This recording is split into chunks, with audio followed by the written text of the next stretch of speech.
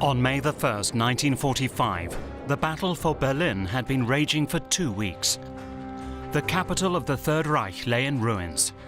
While the Nazi leadership still refused to sign an unconditional surrender, Soviet troops continued to fight their way towards the Führer's bunker in a house-to-house battle. Their ultimate goal was to capture the leader of the Third Reich.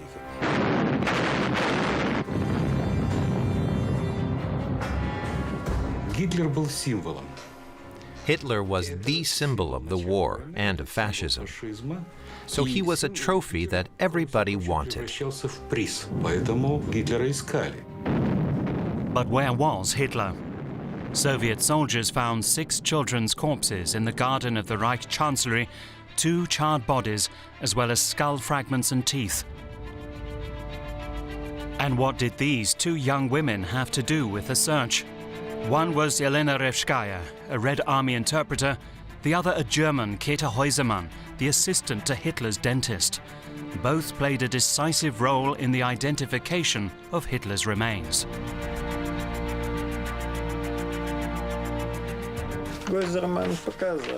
The witness states, "I clearly recognized the gold teeth and the dentures I was shown." Stalin was immediately informed about the remains and their identification. He now knew that Hitler was dead. Yet 7 weeks later, at the Potsdam Conference, Stalin told his Western allies that the dictator was in good health and had probably defected. Why didn't Stalin tell his allies? Probably because keeping it a secret could prove useful. The story of Hitler's death shows how suspicious Stalin was of the West. Stalin's lie about Hitler's death was upheld for almost 50 years. All proof of Hitler's death was kept under wraps until the Soviet Union became history. Only then was the truth finally told. Nothing can be hidden. Everything comes out in the end.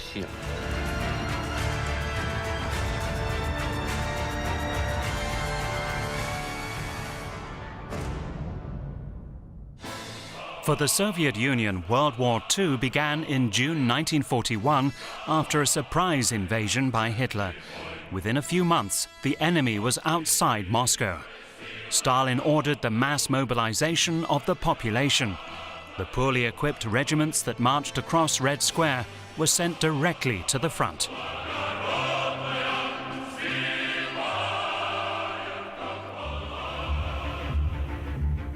Yelena was just 22 and the mother of a 2-year-old son. But the Red Army needed interpreters, and Yelena, who spoke German, volunteered. 4 years later, she was part of the Soviet unit in Berlin that was trying to track down Nazi leaders.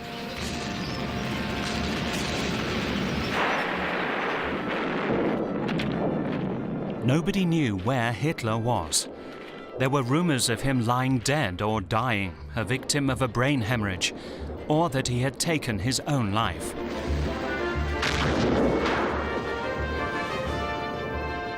But according to Soviet radio, Hitler was alive and well and in hiding in the Alps.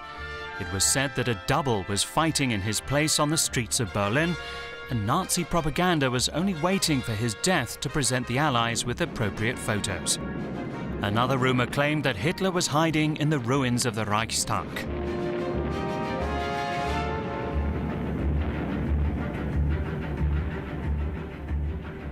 Capturing the Reichstag was a historical moment.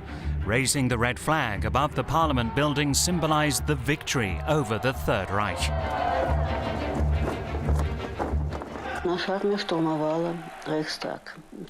It was our unit that led the attack on the Reichstag.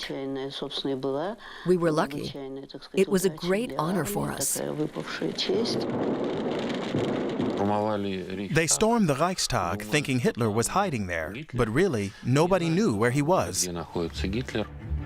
But Hitler wasn't in the Reichstag. It had burned down in 1933. The Red Army front line headed to the Chancellery. the former heart of Nazi power. It was exciting to imagine Hitler could still be there. We were on edge. But where was Hitler? Was he alive or dead? German radio announced the death of the Führer, who fell in his heroic battle against Bolshevism. Shortly afterwards, German Chief of Staff Hans Krebs went to Soviet headquarters. He wanted to begin surrender negotiations and told Marshal Georgy Zhukov about Hitler's death.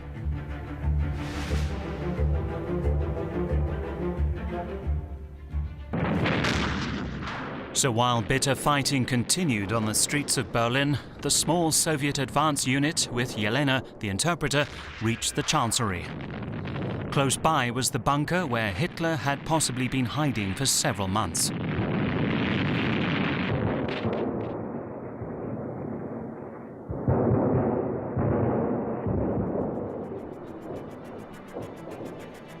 They found a chaotic scene. The ground ploughed by shells and corpses lying everywhere.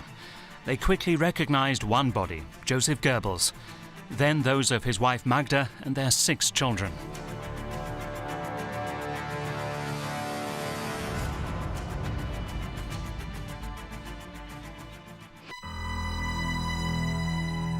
Hitler's body hadn't yet been found, but the next day, the news of his death made the headlines worldwide. Except in the Soviet Union.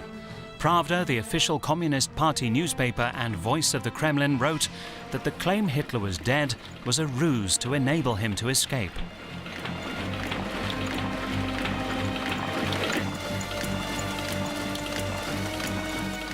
Similarly, in Paris, L'Humanité questioned the report.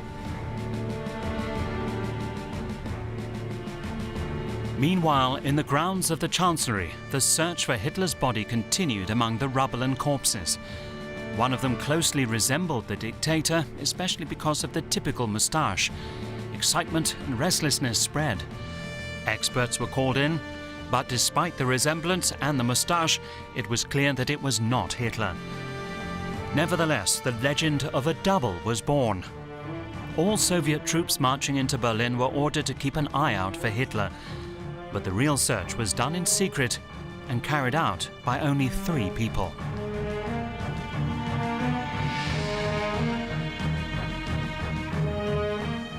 Major Gorbushin, Major Bistrov, and their interpreter Yelena. She was needed to help question German soldiers and officers. The 2 officers were part of SMERSH, the Soviet military intelligence during World War II.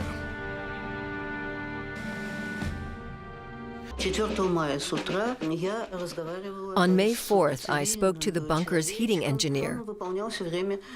He had installed the ventilation system in the rooms Hitler lived in.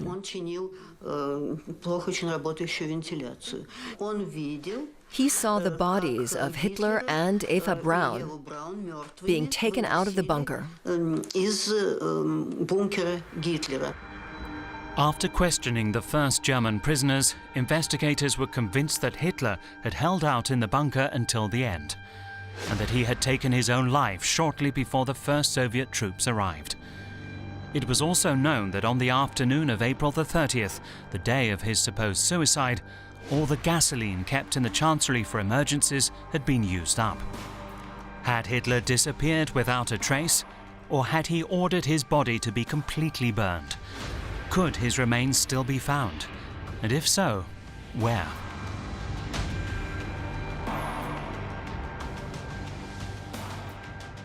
The bodies of Hitler and Eva Braun were discovered completely by chance. In the garden of the Chancellery, a soldier saw the tip of a boot still in good condition sticking out of a hole in the ground. He decided to take it and found 2 dead bodies.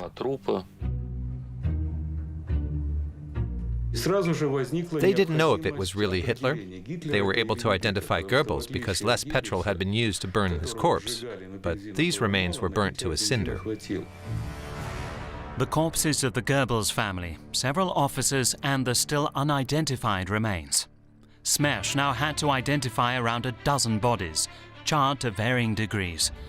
Vice Admiral Hans-Erich Voss confessed he was among the last to see Goebbels and Hitler alive.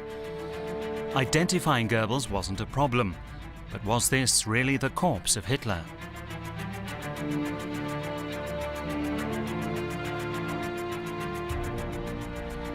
The autopsy proved inconclusive. The doctors could not, unlike with Goebbels, say with absolute certainty whether the remains were really those of the dictator. The last hope were his teeth.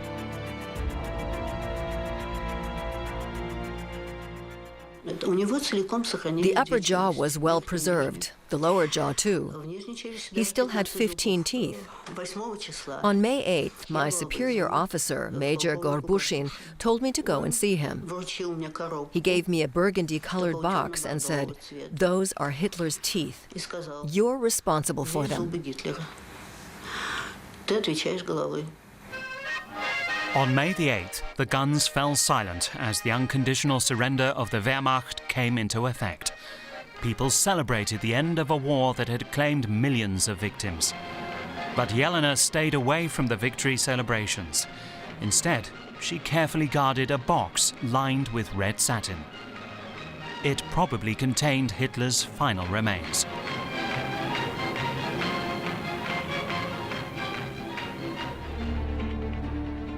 In Berlin-Karlshorst, representatives of the Allies and German Field Marshal General Wilhelm Keitel met at Soviet headquarters. Overseen by Marshal Zhukov, they signed the surrender document of the German Wehrmacht on the night of May 9th. The war in Europe was now officially over.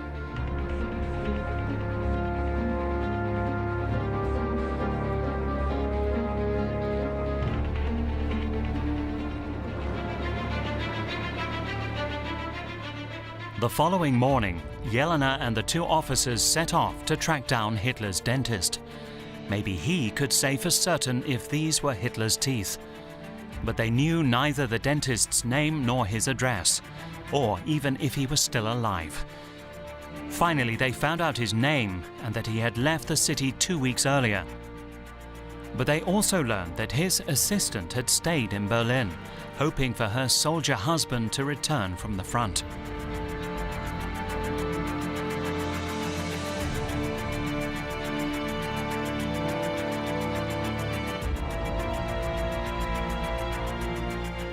A few hours later, Yelena met Käthe Häusermann, a cheerful young woman who for almost 10 years had assisted at every one of Hitler's dentist visits. So the Führer's teeth held no secrets for her.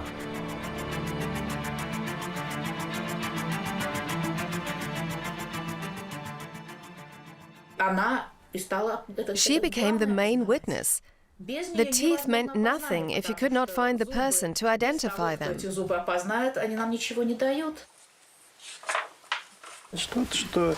Questioning of Käthe Häusermann. The witness states, "I clearly recognized the gold teeth in the dentures I was shown. They belong to Chancellor Hitler."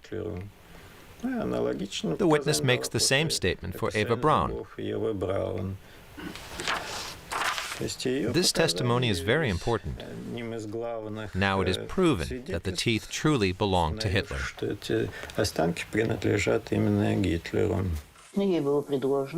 We asked her to make a sketch of Hitler's teeth without showing her the teeth we had found. Käthe hadn't forgotten about Hitler's terrible dental health. Her sketch corresponded exactly to the jaw found by the Soviets. It removed all doubt. The burnt corpse found in a hole in the Chancellery garden was Hitler's.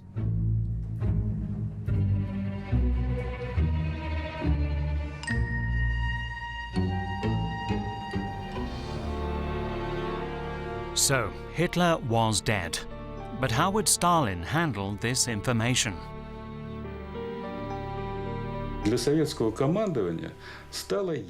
For the Soviet leadership in Berlin, it was clear Hitler was dead, and Stalin was informed immediately. To not give Stalin an accurate report on the subject was out of the question.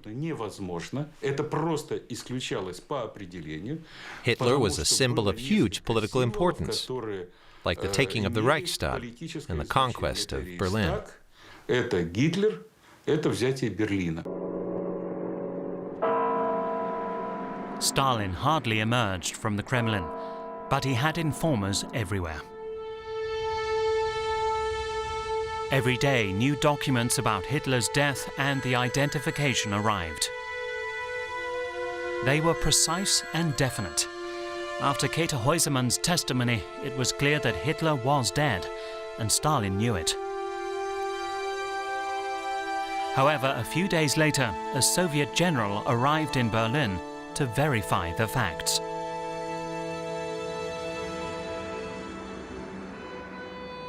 The general started questioning people again, and for the first time, Yelena, as the interpreter, was warned she would be held responsible in the case of a translation error. Everyone was given strict instructions and put under real pressure. The general sent the trio to find Käthe Häusermann again. She was told to pack a suitcase for a week-long absence. Then they took her with them. Official report of the second questioning of Käthe Häusermann. It says that it started at 01:15 and ended at 0600. The questions were always the same. They made her repeat what she knew about Hitler's teeth, and after she said everything, they asked the same question. Do you still think that the teeth and dentures shown to you belong to Hitler? She said, yes, I can confirm that. The document is only 5 pages long, but we know the interview lasted 5 hours. So we can imagine how many times they forced her to give the same answers. The mysterious general didn't sign any official reports. After the second questioning, which confirmed the first, he left as suddenly as he had arrived. The investigators were certain Hitler was dead, thanks to the formal identification of his teeth by Käthe Häusermann. But this information remained top secret, and the Soviet High Command in Berlin officially continued the search for Hitler, dead or alive. A medal was even promised to the person who succeeded in capturing him.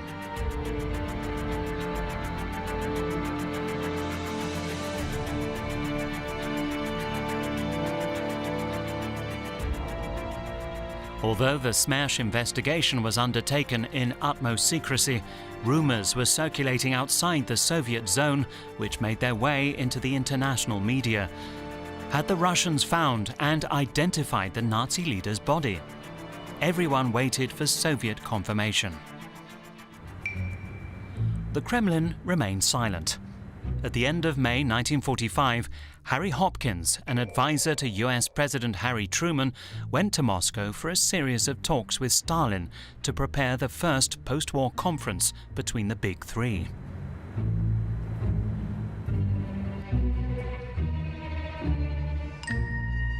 When Hopkins asked Stalin about Hitler's whereabouts, Stalin replied he thought Hitler was alive, had successfully escaped, and had maybe gone to Japan in a submarine. It was the first official lie about Hitler's death told by Stalin himself.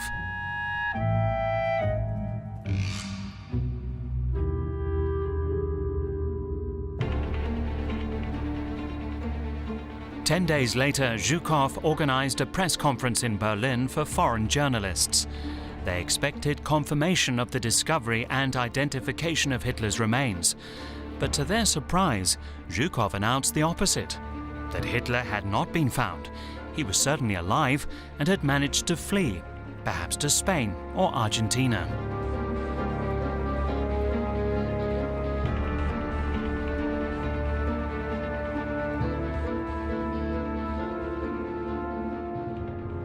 Zhukov's claim can only be explained as follows. He obeyed Stalin's orders to the letter. As he hadn't received an order to say the bodies had been found and identified, he lied.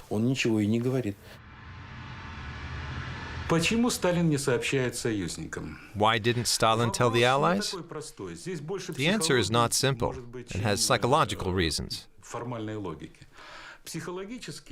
Knowing something the others don't know is always advantageous.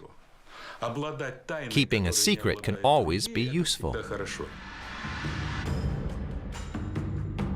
The story of Hitler's death shows how much Stalin distrusted the West.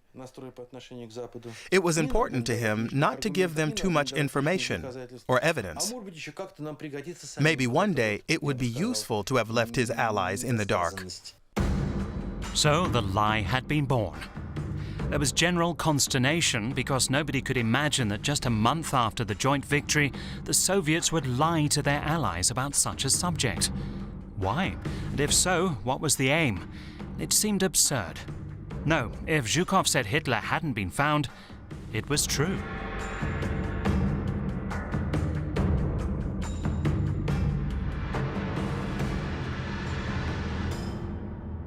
In mid-July, Stalin, Truman and Churchill met in Potsdam for their first post-war summit. The talks were to determine the future of Germany and large parts of Eastern Europe.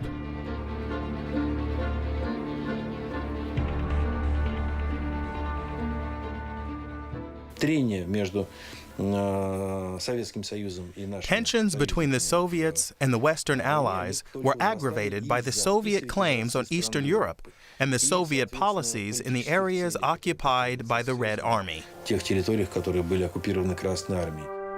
With so much at stake, the question of Hitler's fate was rather secondary. A Truman advisor recalled later that during dinner with the US president, Stalin reaffirmed that Hitler is alive and is either in Spain or Argentina.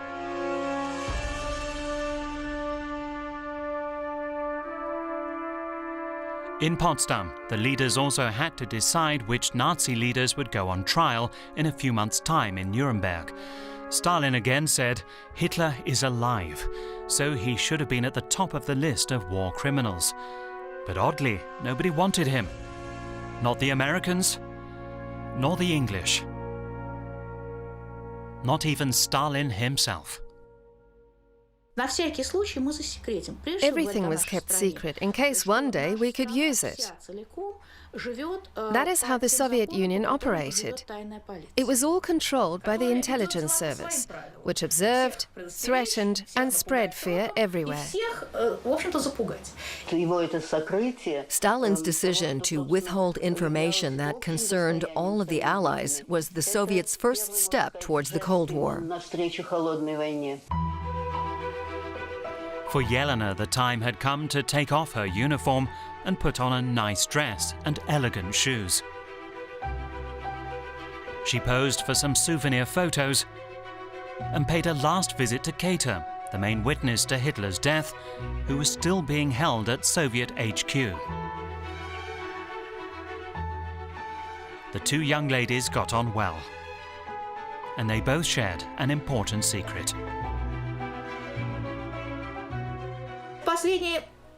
Their parting exchange was very friendly. Kater said, I will soon be free. Then we can meet up in Berlin and I'll take you to my hairdresser's. But that never happened. Meanwhile, the British and the Americans continued to seek the truth about Hitler's mysterious disappearance, and they still counted on Soviet cooperation.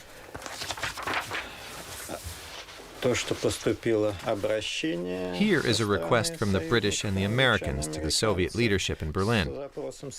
Our generals passed on the request to Foreign Affairs Minister Vyacheslav Molotov and Stalin, asking for instructions. What information were they authorized to give, and should they cooperate with the British and the Americans to clarify the details of Hitler's death? Archives hold a request from Intelligence Chief Lavrenti Beria to Molotov to pass on the information to the Allies. But it seems the Kremlin decided not to allow it. The lie went around the world and kept the press on alert. People everywhere reported having seen Hitler.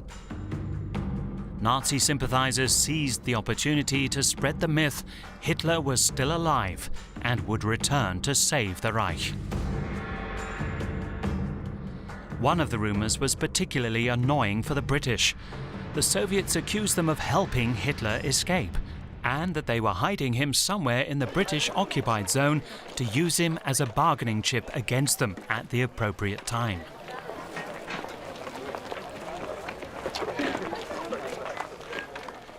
In order to put an end to such accusations, the British commissioned a young historian, Hugh Trevor Roper, to investigate the question of Hitler's whereabouts.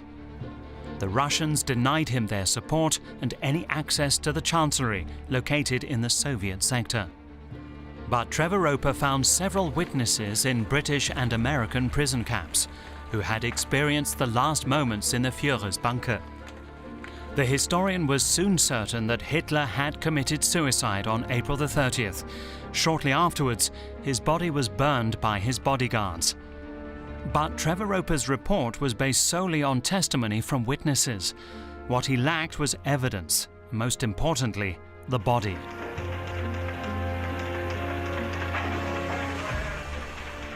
That is why he was unable to put a stop to the rumors, which were becoming more and more lurid. At that time, the FBI received thousands of reports from all over the world about sightings of Hitler, which were checked and categorized.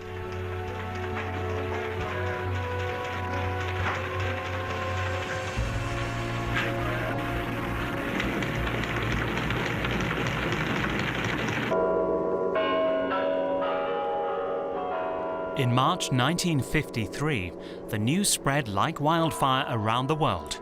Stalin was dead. The unscrupulous dictator, victor of the Second World War, merciless tyrant, glorified and hated ruler, had died, and nobody knew what would follow the regime of terror he had maintained for almost 30 years in the Soviet Union.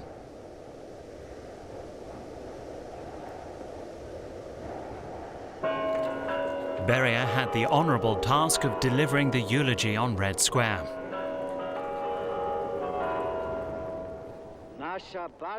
The head of Soviet state intelligence had hoped to seize power, but soon afterwards he was arrested, put on trial, and executed. Kilometer-long shelves contained the carefully documented secrets of the Stalin regime. 8 years after Hitler's death, the truth about his death remained locked away in secret archives. Only a few remaining eyewitnesses knew the details. In 1955, Yelena was finally free to say and write in Moscow that Hitler had committed suicide. But nothing more. Nothing about the investigation, the identification of his remains, and even less about Stalin's lies. Anyway, who would believe her? Where was the proof? Among the numerous versions of Hitler's disappearance, it was now the suicide theory that those in power preferred. But not just any suicide. The idea that Hitler poisoned himself was much more interesting for propaganda than if he shot himself in the head. Suicide by shooting is seen as an act of courage, while taking poison is a sign of cowardliness. The first lie told by Stalin himself was that Hitler was alive and had succeeded in escaping. His successors opted for another version, that Hitler had poisoned himself like a coward.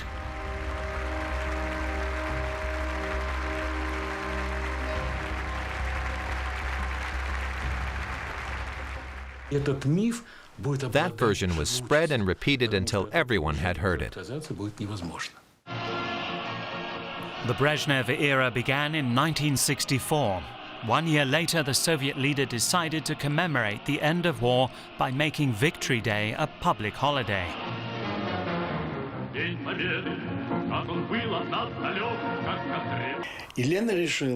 20 years had passed since the end of the war.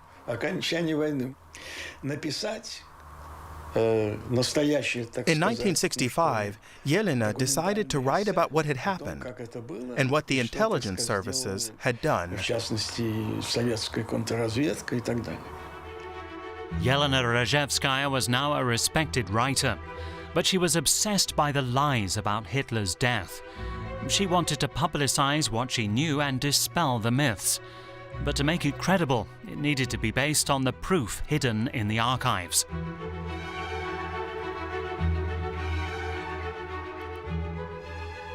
After multiple requests, she finally gained access to some of the documents. As she was given little time to carry out her research, she frantically copied all of the documents given to her.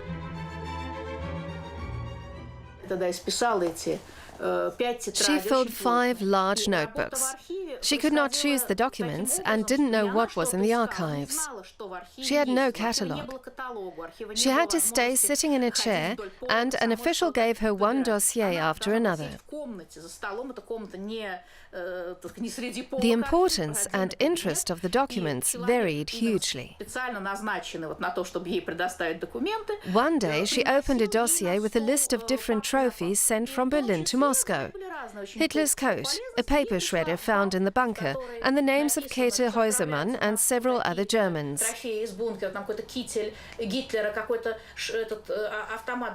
That's how my grandmother learned Käthe had been sent to Moscow. Like an object.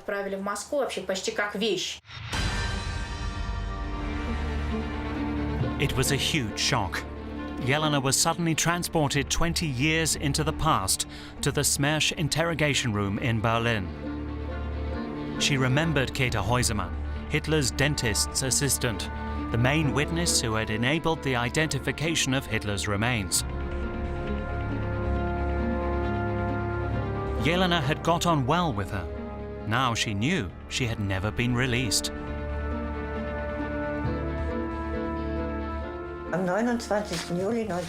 the morning of June 29, 1945, at 6 o'clock, I was transported in a van with 7 other prisoners to a Berlin airfield and put on a cargo plane to Moscow. On arrival, we were immediately taken in a police van to Lubyanka prison and put in solitary confinement. My cell was very small, just 7 paces long, with water running down the black-painted walls. She didn't know how long they would keep her there, or what she was accused of. But she did understand why she was there. I spent 6 years in solitary confinement. In August 1951, they charged me with helping a bourgeois state prolong the war by participating in Hitler's dental health care. They said I should have killed Hitler, for example, by breaking a bottle over his head during treatment. That way, I would have saved the world.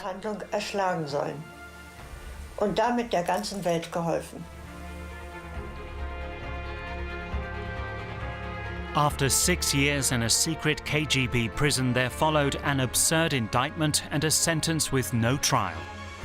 A month earlier, Stalin's protégé, Viktor Abakumov, the former head of Smersh and Minister for State Security, had fallen into disgrace and been dismissed from office.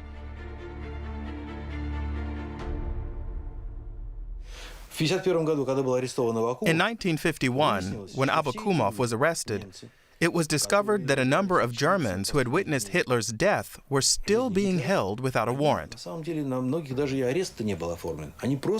a list was drawn up and sent to Stalin for further instructions.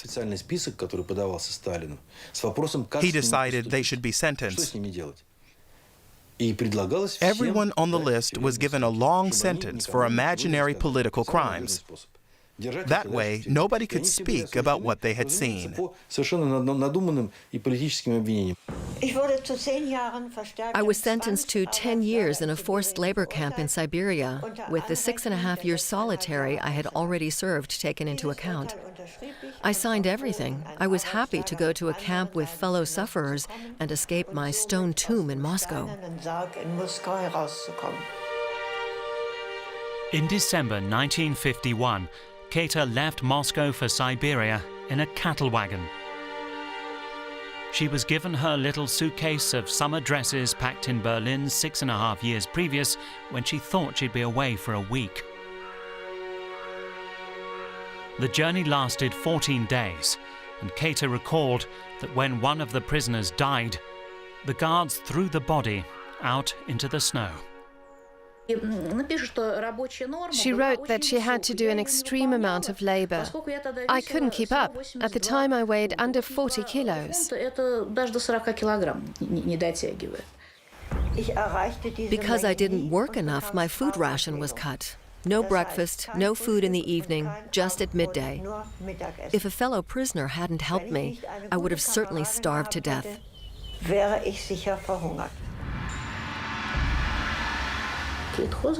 Käthe Häusermann was sentenced because she could testify that Hitler was dead. She was imprisoned in the Soviet Union so that nobody would find out those in power had falsified historical facts. She suffered because of her services to history. First a secret prisoner, then sentenced for a made-up crime, Käthe was first released after 10 years in 1955. Her situation had changed completely.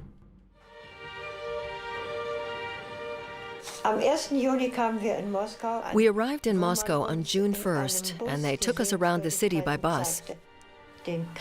They showed us the Kremlin, the university, and the underground stations that were each individually decorated with mosaics, paintings, and colorful marble.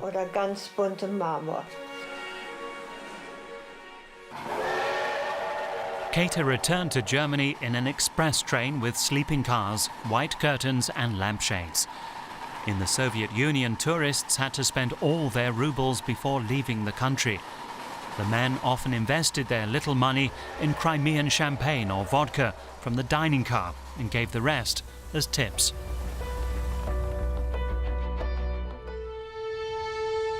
For 8 years, Käthe's family had known nothing of what had become of her, until a recently released prisoner said she was alive and in a prison camp in Siberia.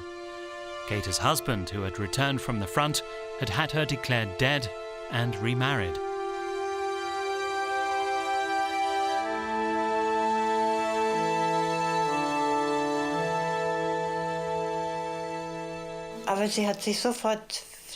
But my aunt immediately adapted to her new existence. Surprisingly, she said, "That chapter of my life is over. Now I'm starting a new life. I'm not a woman with an absent husband, am I? I have no idea who I am. What are you when you have been declared dead? Dead? I don't know what to call that. That's how it was." 20 years after the end of World War II, Yelena's book was finally published in Moscow. But first, it had to pass 2 censors. The first was the normal one that every book in the Soviet Union was subject to. The second check was carried out by the KGB. It forbade her from saying she had access to their secret archives. So from an historical point of view, the work was basically worthless. The author was not allowed to base her writing on actual findings or concrete sources. She was also banned from mentioning official lies or divulging state secrets. She would have to wait another 25 years to do that.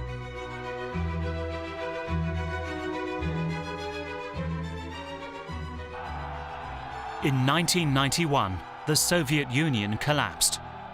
Outside the Lubyanka building, the KGB headquarters, the statue of Felix Dzerzhinsky, the founder of the KGB's predecessor, was removed. Was it now finally possible to tell the whole story?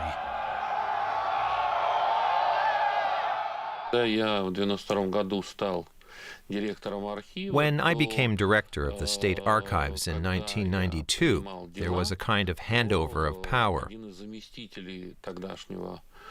My predecessor handed me a box that contained parts of Hitler's skull and documents on the investigation into his death. It was only after the fall of the Soviet Union that we could launch what is known as the Archive Revolution. Millions of documents were declassified so that researchers could access them.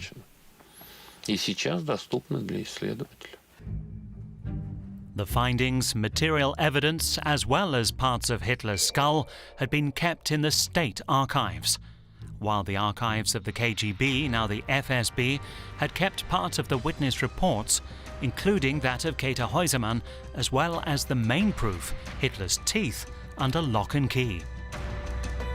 But where were the bodies, the charred remains of Hitler and Eva Braun?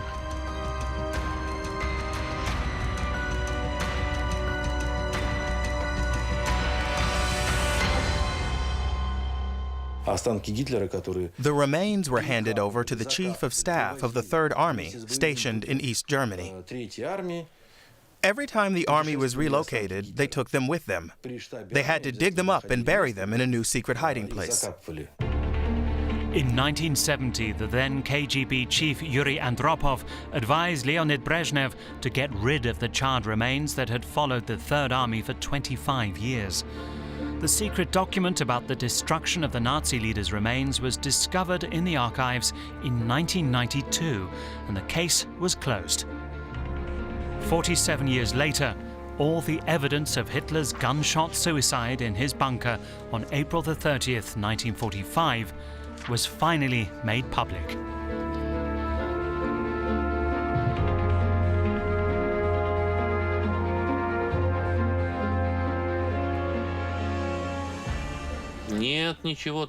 Nothing stays secret. Everything comes out in the end. History teaches that. Even the best-kept secrets come out in the end. The governments that followed never felt it necessary to explain themselves to the people.